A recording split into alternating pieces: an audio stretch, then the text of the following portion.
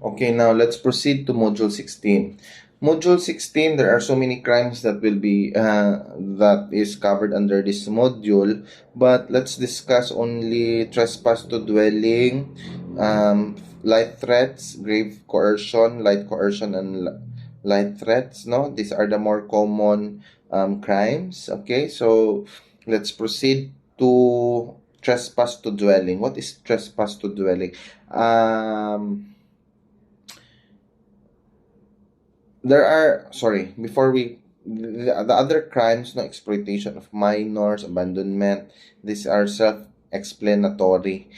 So I don't need to discuss it. You just, read it, and I'm sure you can understand it easily. There are no these crimes are not so common, and these are also kind of very self-explanatory. Okay, so let's proceed. Let's proceed to trespass to dwelling. So what are the elements of trespass to dwelling under Article 280 of the Revised Penal Code? Number one is that the offender is a private person.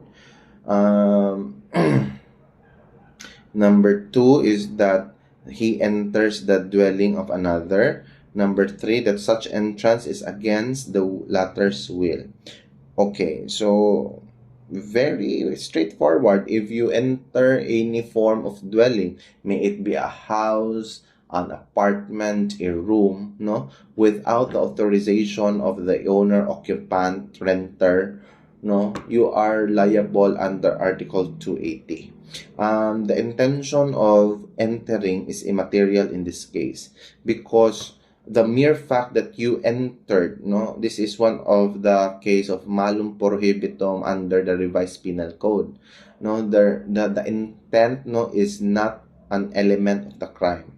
So whether you enter just to drink a water or enter because you want to execute a robbery, it is immaterial, because the crime is already consummated once you enter a dwelling without the authorization of the owner, renter, or the lawful occupants of the said dwelling. Okay, so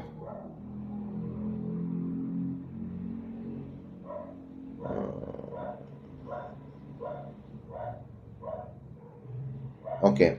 However, there are exemptions, no? Again, provided by the jurisprudence or cases decided by the Supreme Court, whereby a person can enter the dwelling of another person without the latter's consent, no, meaning even if you are not invited, you are not authorized to enter another person's dwelling, you will not be held liable under Article 266 if these are the particular circumstance that happen. Number one is that the purpose of your entry to the dwelling of another person is to prevent harm to himself, the occupant, or third person.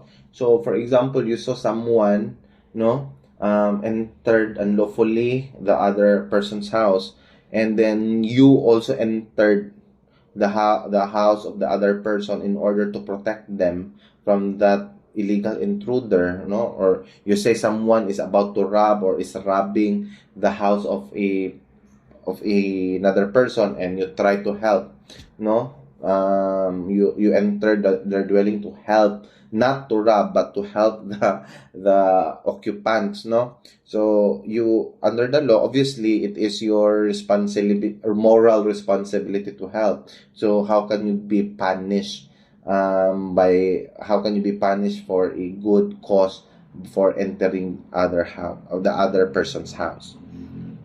The purpose is to render some service to humanity or justice, similar only to the first instance.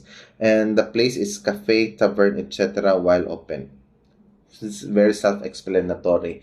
You don't need to be invited to enter into a cafe because that is their business. Okay?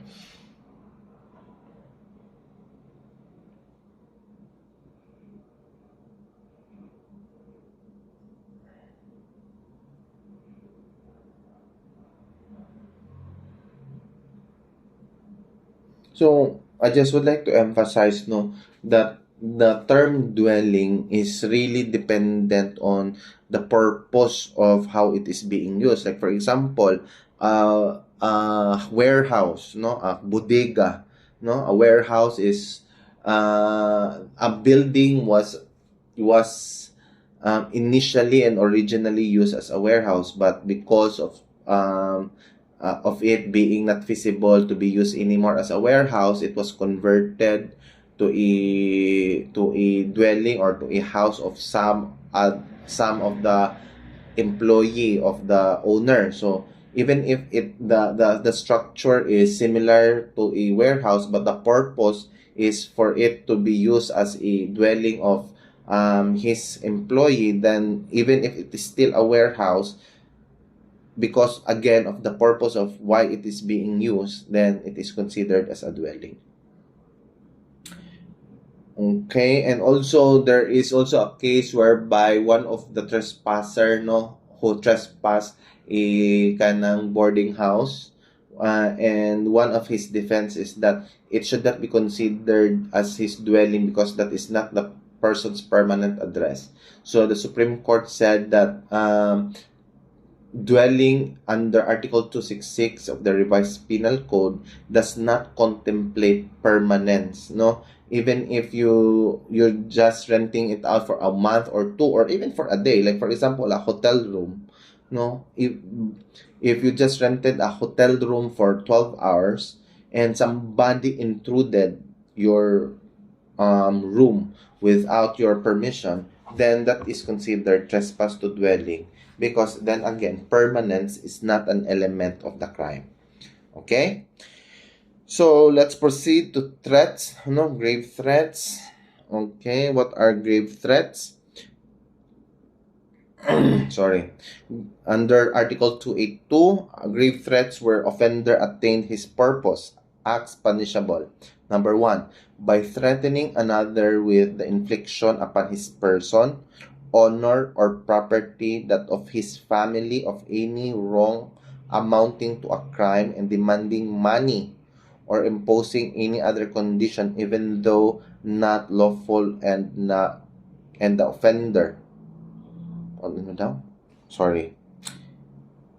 Acts punishable, no, under, this is paragraph 1 of Article 282. By threatening another with the infliction upon his person, honor, or property, okay, that of his family of any wrong amounting to a crime and demanding money or imposing any other condition even though not unlawful and the offender threatens another with a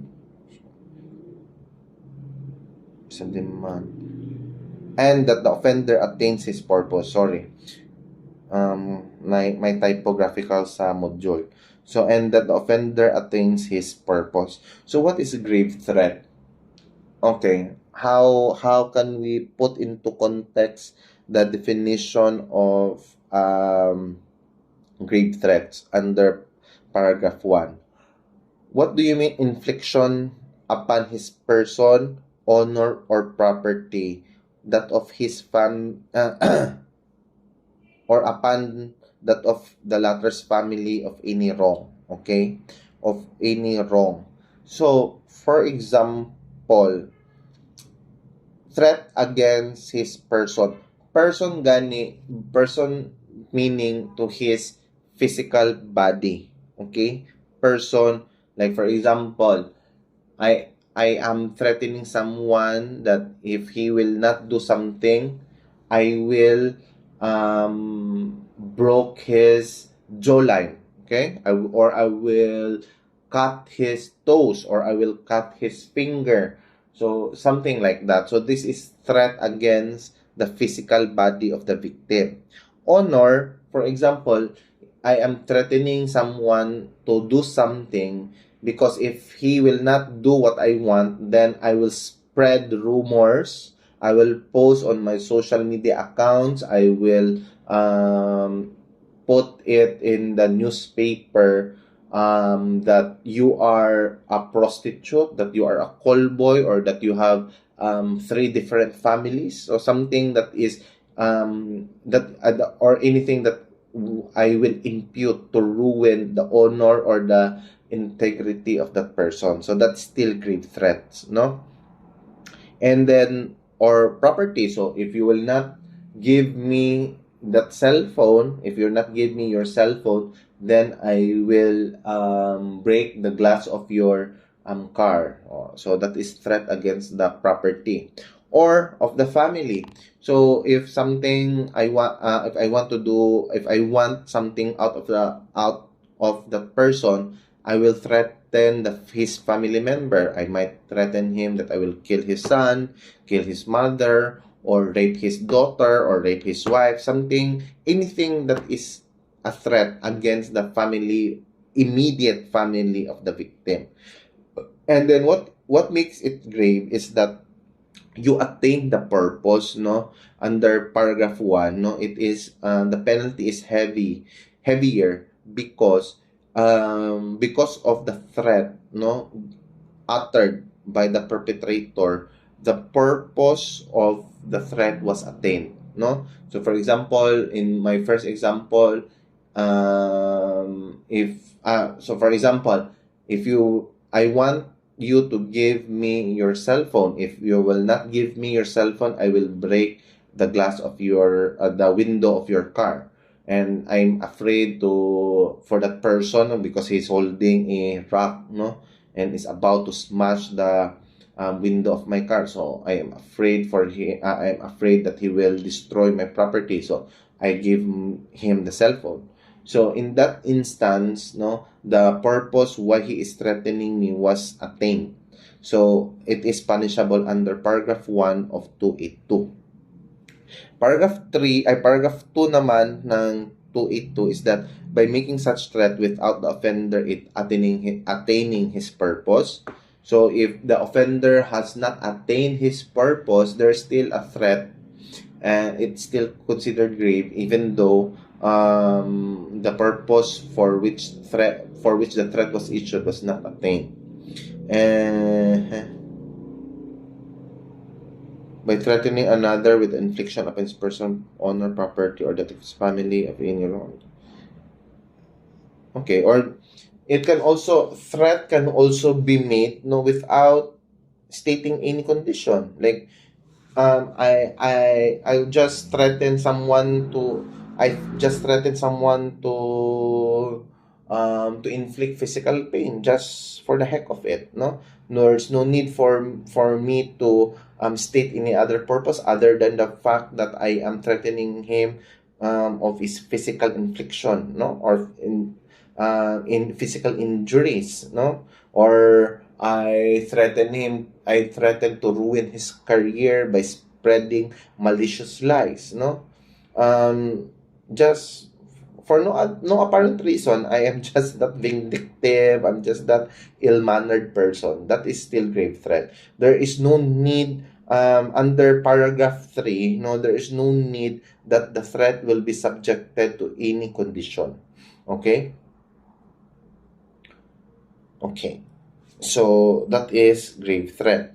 What is light threat? No, light threat is that the wrong, diba, the threat earlier constitute a crime, no? For example, spreading lies, that is libel. Threatening to break someone's jaw, that is physical injury or serious physical injury, depending on the gravity of the wound to be inflicted, no? Or katong breaking of the glass window of the car, that is also criminal in nature, no? Can be unjust fixation, no? So life threats, if you are threatening someone for some wrongful act, but it does not constitute a crime, no? And then, but there is a demand for money or that of a condition imposed, even though not unlawful. The offender has attained his purpose or he has not attained the purpose. So, what what is different really in light threat versus grave threat is that you threaten someone over in grave threat, you threaten someone to you threaten someone and the threat constitute a crime. In light threat, the threat that you uttered against someone does not constitute a crime. What are the threat does not constitute a crime? That is one question that I am thinking, no? Huh? Okay. For example, as a teacher, no? As a teacher, I am threatening you if you I am threatening you to that I will fail you all, no? That is a threat that I am angry, I am frustrated to my class and or I am frustrated at my office or I'm frustrated at our house and then I express my frustration toward my class by threatening all of you to be failed in my subject. So if I threaten that all of you for no apparent reason, no, that I just threaten you because I was angry, then that constitutes light threat because failing a student is not a criminal offense. Okay. Um, Grave coercion. What is grave coercion under 286? And other light threats? Person shall threaten another with a weapon or draw a weapon in a quarrel unless it's a self-defense. In the heat of anger, the person orally threatens another with some harm constituting a crime without persisting in the idea involved in the threat. Subsequent acts did not persist. Person orally threatens another with harm not constituting felony.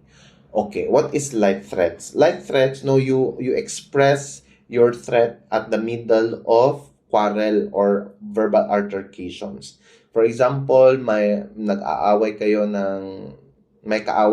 no? Or you quarrel with your neighbor and at the midst of your quarrel, you uttered threats against this neighbor, then if the threat was provided that your threat was not persisted, no, hindi mo finalo through, you did not do positive acts or you just, it's just an empty threat sa ika nga, it's just an empty threat and that empty threat was made during a verbal altercation or during a quarrel, then that is light threats.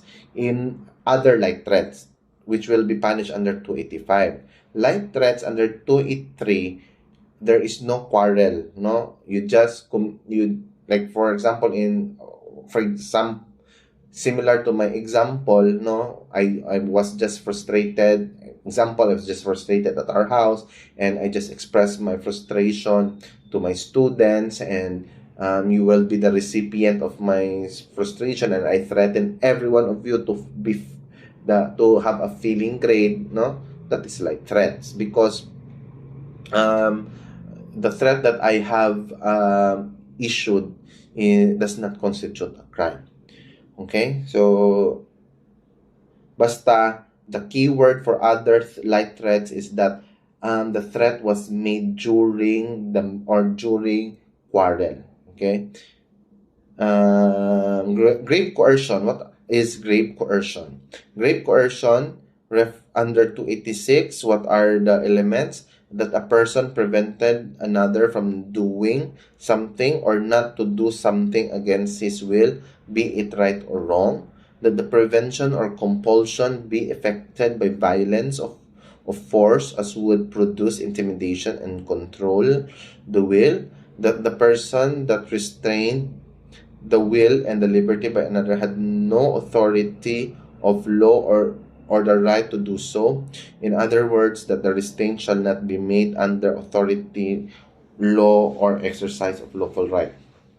What very very complicated, but to be honest, it's very easy. What is grave coercion?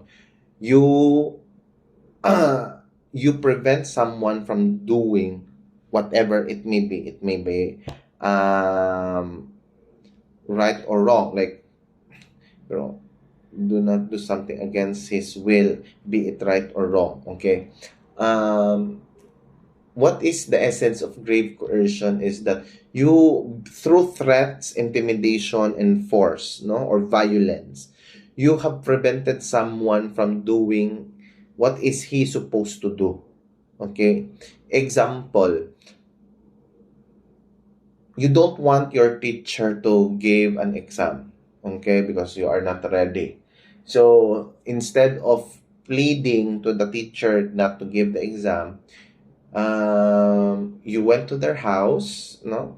You went to their house and um, you barricade their house, um, you you you you do something, any acts, no, any possible acts of violence, no, or of force that will prohibit the teacher from going to his class.